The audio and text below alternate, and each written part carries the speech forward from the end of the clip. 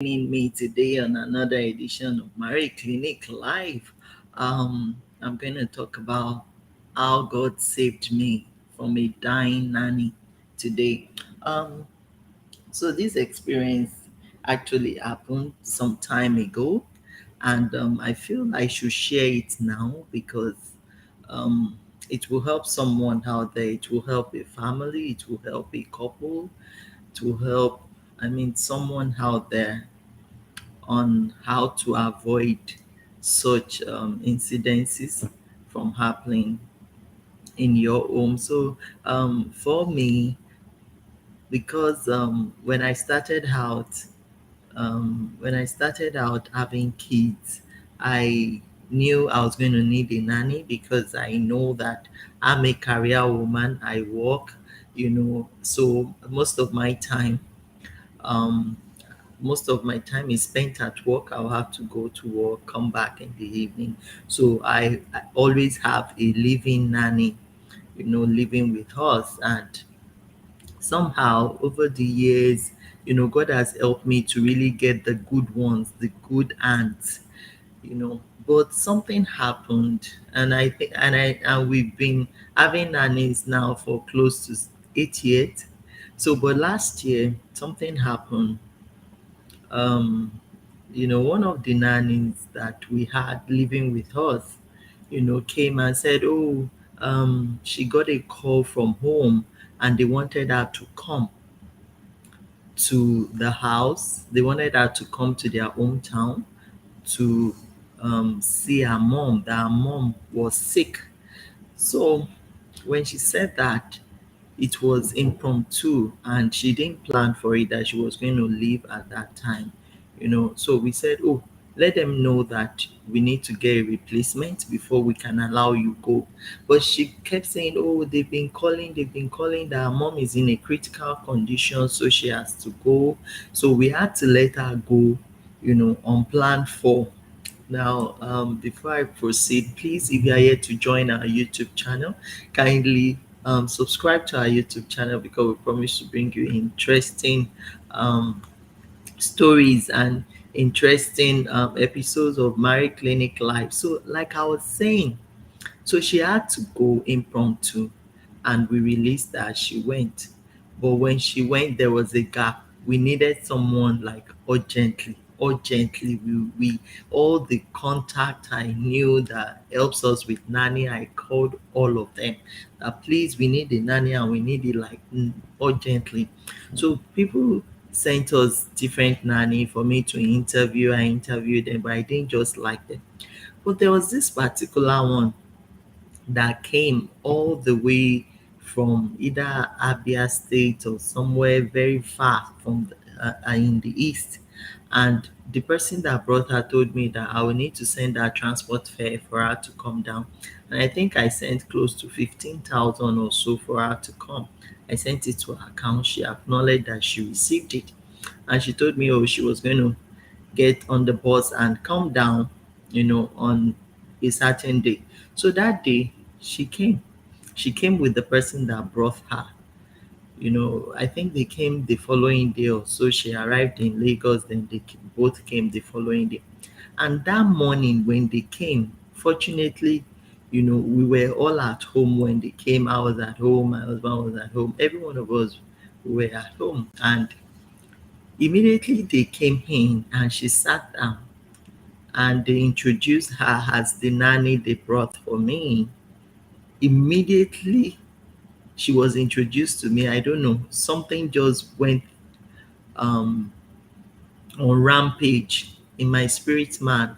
My whole system just started raising. My whole system started raising. My spirit man just went rampage. I just knew something was wrong, something wasn't right. So while they were talking and they said this was the lady, I said, no, this can't be the lady. That because the picture of the person you showed me is different from this. He said, oh, she's the one. I said, the person you showed me didn't look this slim. She was looking so slim, so thin, and all of that. But he said, oh, she's the one that she's lost weight and all of that. So I said, okay, but this person that I'm looking at may not be able to take care of children, that because I have young kids and I don't think she will be able to take care of them. And they say, oh, she's strong. You are just looking at her like that. Don't judge her with her physical appearance. She's a very strong girl. She can do any work. She can do this. She can do that. But my spirit man kept telling me, no, no, I don't know. I just had this strong impression on my mind that, no, you are not going to take this nanny.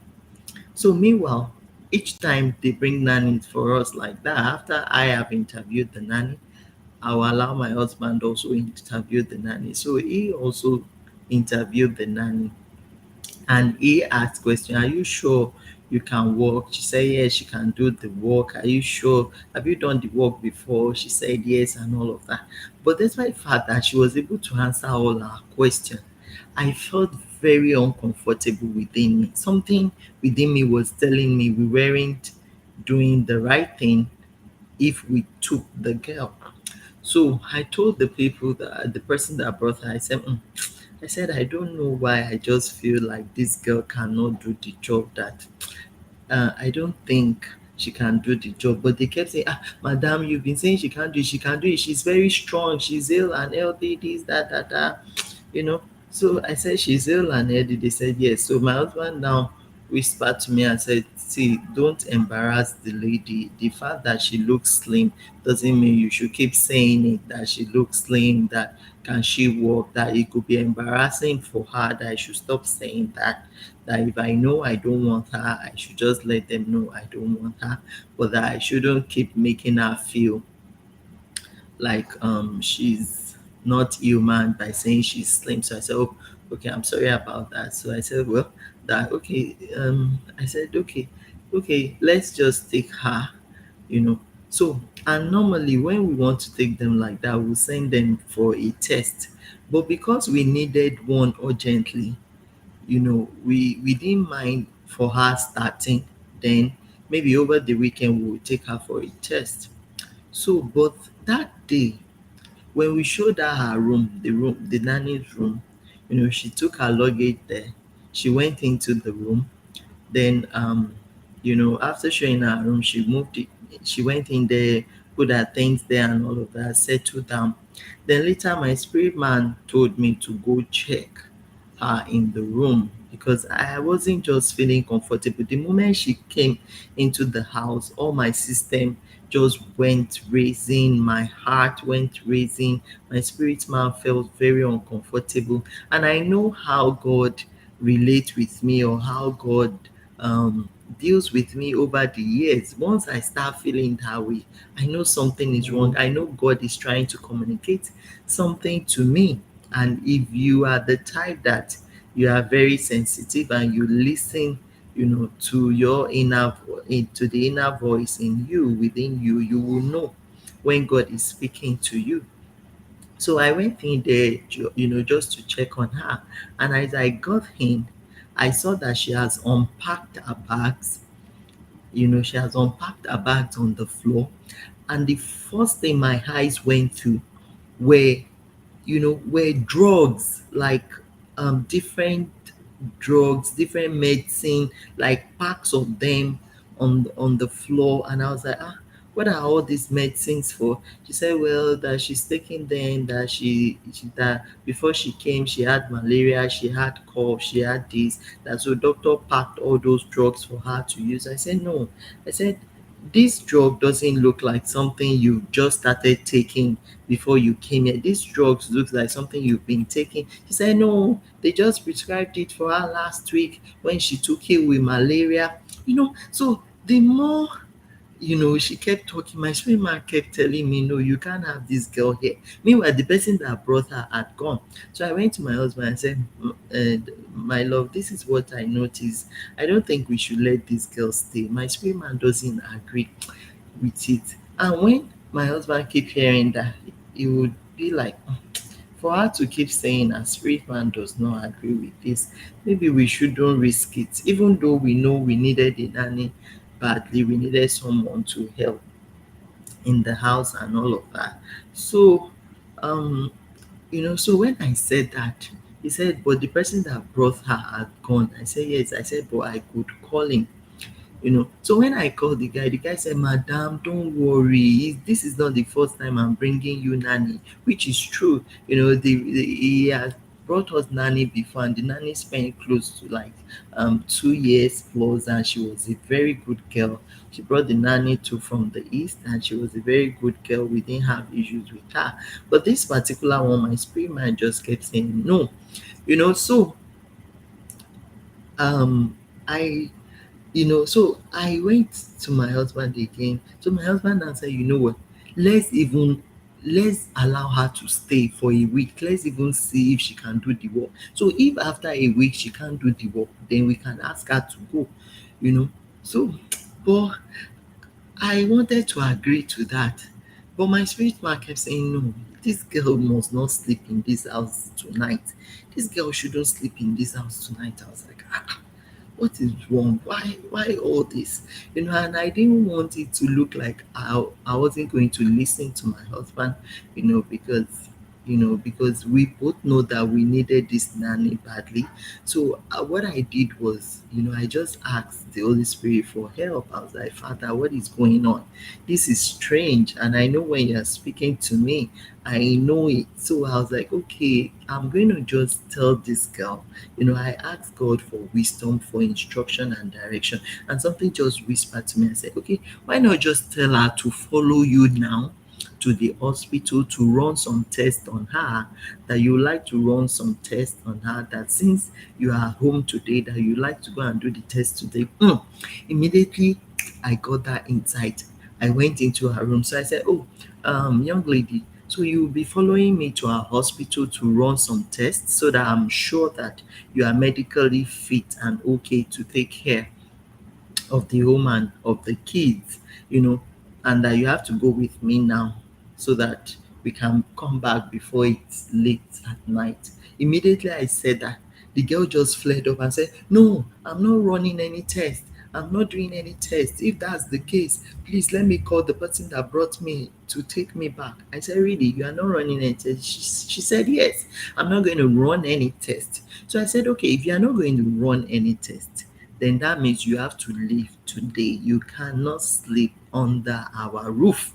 She said, no, I'm not going to run the test. I'm not going to run the test, madam. There is nothing wrong with me. I'm okay. I can walk. I'm fit. You will see by the time I start walking, she wanted to go to the kitchen to prove to me that she can walk, that where are the things she can do. I said, no, don't touch anything for now until I have that clearance within me that you are fit to stay with us here in the house.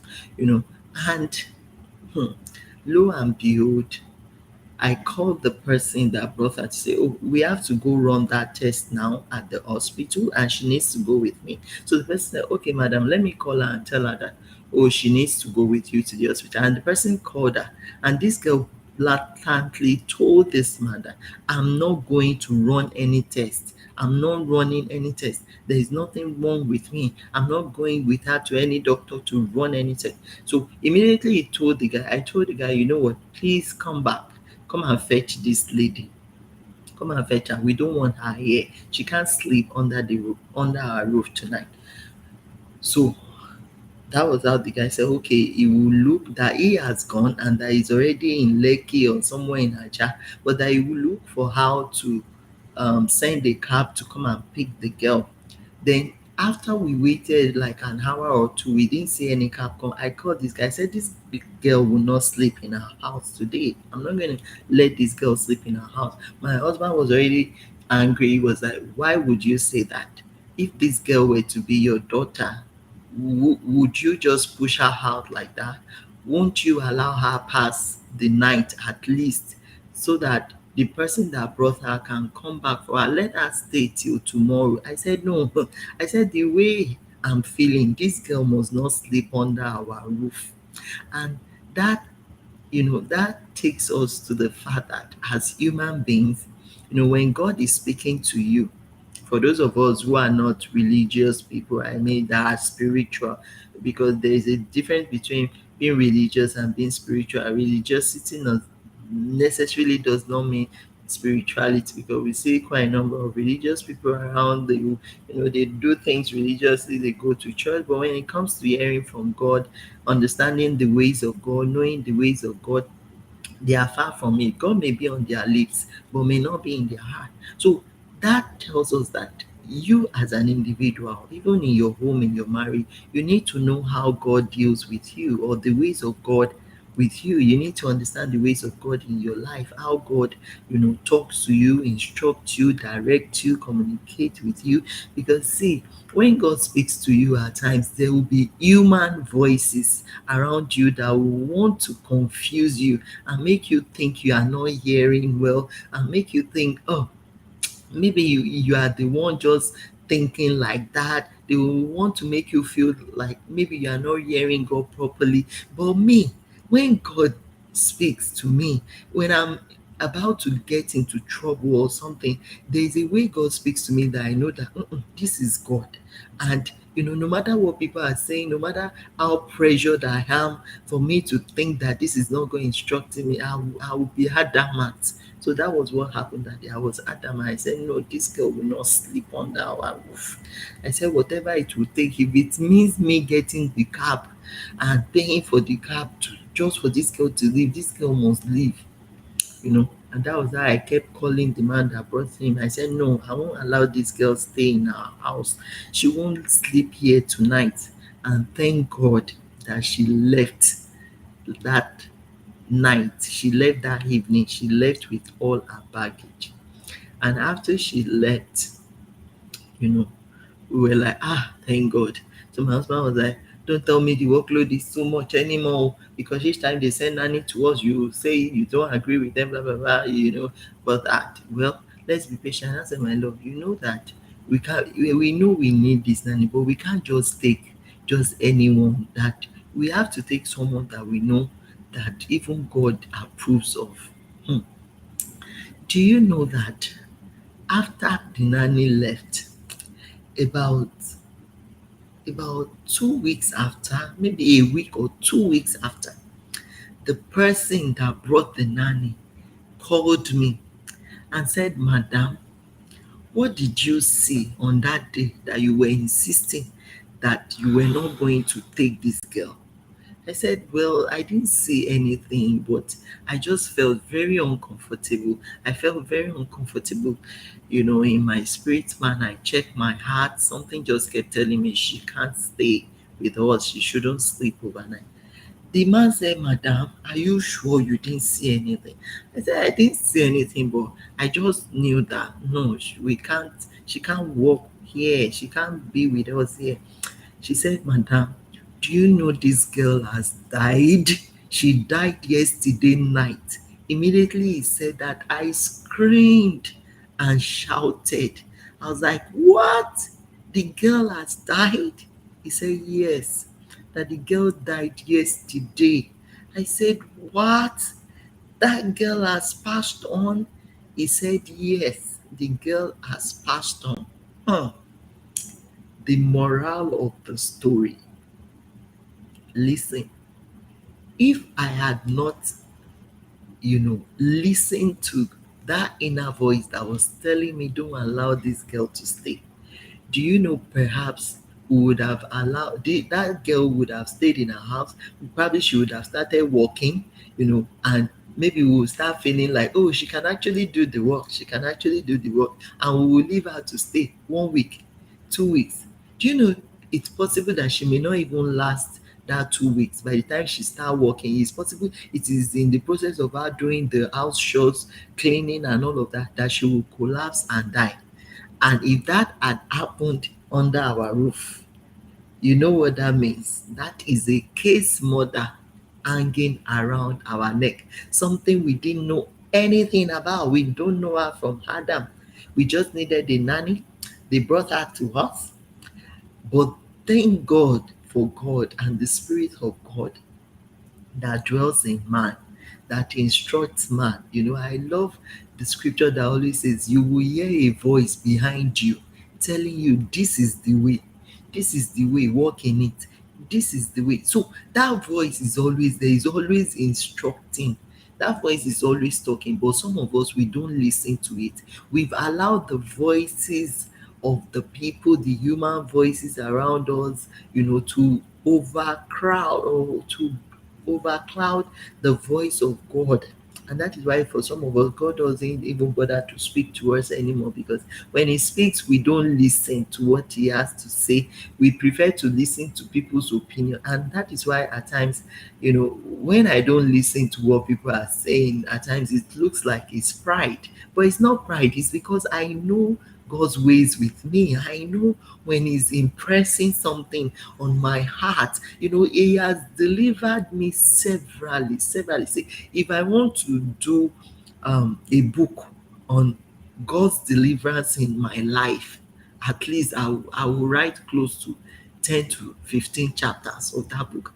Since I was young till now, at least for the last 40 or 41 years of my life, I can do, like 10 or 20 chapters to say this was how God delivered me, just because I listened to His voice, just because I knew that this must be God speaking to me. See, that was how God saved us from a murder case. If not, my dear, probably I and my spouse, God forbid, probably my enemy and my spouse enemy could have been behind bars, because you know how Nigerian police are. They will not want to believe that you don't know anything about the girl's death. They will, especially when they know you belong to, maybe the wealthy class or something, they will want to do everything to exploit you, to milk you, to keep getting money out of you and all of that on something you don't know anything about. And God forbid, maybe our enemy would have been in prison. All the things we are doing now may not have been possible. Maybe marriage clinic would have shut down. But for God, will not allow it, because God is the author of marriage clinic. So when we are doing things in life, please, let's always learn to check our spirit. I know out there is very noisy, but if you have cultivate yourself to still, to still hear God, to know how God deals with you, to know how He works with you, to know how He speaks with you, I tell you, you will be able to pinpoint that. I think this is not good for me. This is not good for me. God knew that that girl is not good for us, that it's not good for that girl to journey with us, as a family. So God did everything to see that she doesn't mix up with us in that house. She doesn't mix up with us. And look at what happened. I didn't allow her stay, and she passed on. She died somewhere else.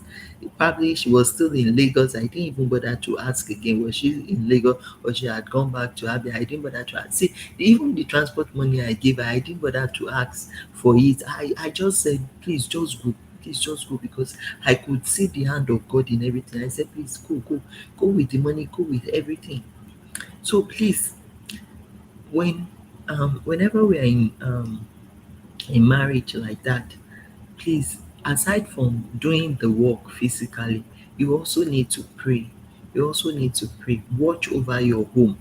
Watch over your home. Watch over your home. The same way I'm watching over my home, that's the same way my husband is watching over over our home. At times, if he doesn't catch it, I will catch it. At times, if I don't catch it, he will catch it. Because at times he too may draw my attention to something and say, did you notice this guard is doing this, is doing that? And I'll be like, really? And by the time I check, I'll find out, oh, that is actually what he's doing. Or he could come and say, oh, did you notice this is happening? And when I check, so as couples, it's always very important for us to be watchful. Let's be watchful over our home, over our family, over our children. Be observant. Don't just be the careless type that just live anyhow. You just do things anyhow. You don't care about what is going on in your home, about what is going on in the lives of your children. You don't care. You don't just care. You just do things anyhow. Please, this is a warning. And for those of us always hiring nanny, I know some of us we need nanny. We can't do without it. When you want to hire them like that, also commit it into the hands of God. pray about it. Fine, I may not kneel down to pray and say, oh Lord, show me about this girl. No, but I listen to my spirit, man. There is something about me. When I meet you physically, if I see you physically, I will know whether something is not right or is right. I will know. It's like it's I think it's the gift of discernment or the spirit of discernment. I will just know that eléyìí, go click, this one cannot work. And that is how it should be for children of God or children of light. So I would like to stop here. I think we can learn some lessons from this. So I felt I should share it. And yesterday was Sunday when I was just recounting God's blessings, God's help, God's deliverances over our life. I remember that story again. I just kept thanking God and I told God, Father, thank you. Thank you because if that girl had died in our house, probably all our plans for this year, all our traveling plans and relocation plan would not have been possible because the enemy planned to scatter it and probably to put us behind bars, or probably we'll just see headline news, couples murder nanny, or a couple murdered a nanny. Meanwhile, we know nothing about it. And God that sees the heart, that knows that we don't know anything about this girl's sickness or illness. God quickly pushed her out of our way, out of our lives, out of our life's journey, so that kò ní kó bá wa. That's why Yorùbás will pray a prayer. Olúwa àkóbá àdábá, Olúwa ẹ má jẹ́ a rí. This is an example of it. Àkóbá àdábá, something I know nothing about. Lord, don't let us see it. And that is a big prayer. So I felt I should share this because I know it would be a guide and a light to someone out there. Please, please, please, let's check it very well. It may not even be nanny, it could also be the people who bring into our homes to live with us. Please check them very well. Check them. Know the kind of people you allow to come into your home, to live together with your children.